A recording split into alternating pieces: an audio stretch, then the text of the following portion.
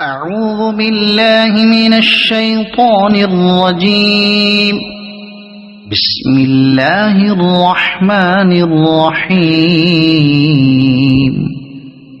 لم يكن الذين كفروا من أهل الكتاب والمشركين منفكين حتى تأتيهم البينة، رسول من الله يتلو صحفا مطهرة فيها كتب قيمة.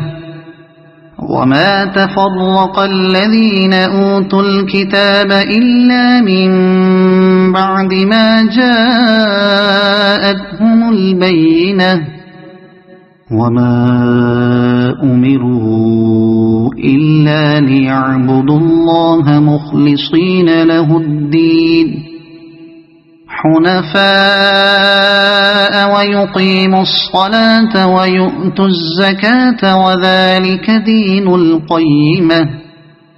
إن الذين كفروا من أهل الكتاب والمشركين في نار جهنم خالدين فيها، أولئك هم شر البرية. إن الذين آمنوا وعملوا الصالحات أولئك هم خير البرية، جزاؤهم عند ربهم جنات عدن تجري من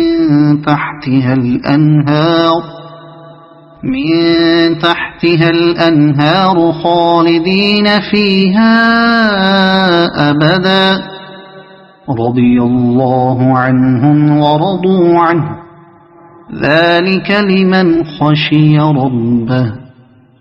صدق الله العظيم.